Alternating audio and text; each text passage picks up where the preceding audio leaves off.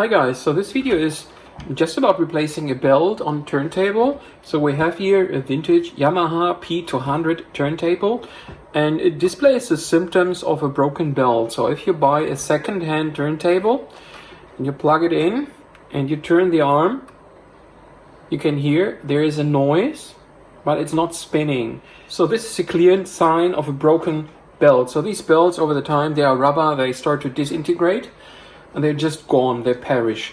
And to fix that issue, what you need is you need a replacement belt. So I got a replacement belt for this turntable, but I also want to mention that there are turntables out there that do not use any belts. These are direct drive turntables, so they use a different mechanism to turn the platter.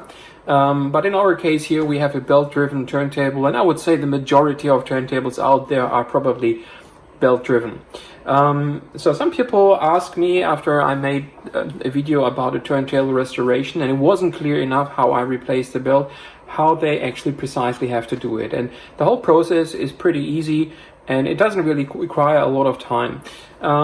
So first we have to get to the belt, and so the belt would be below the platter. So to get access to that, we can remove first these rubber mat, and after that the platter usually has like 2 holes, and these holes are for our fingers, and we can just put up the platter and put it on the side, and that's what you see here. There's no more belt, it's gone, so I removed the leftovers from it.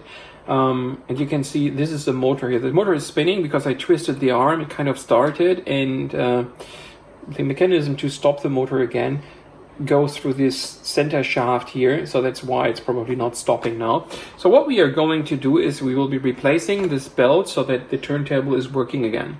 So let me turn off the power so the motor stops spinning, and I will show you precisely how you can do it. Okay, so here we got our belt. Let's get it out of the bag. So it's a fairly long belt. So how to get it there? So what is important? The belt has to go onto this motor shaft, and then it has to go around the platter to spin it around. So how are we going to do that? So what would be the best method of doing it? And it's actually super simple. So what you do is you take your platter and you put the belt around it, of the center portion, of course.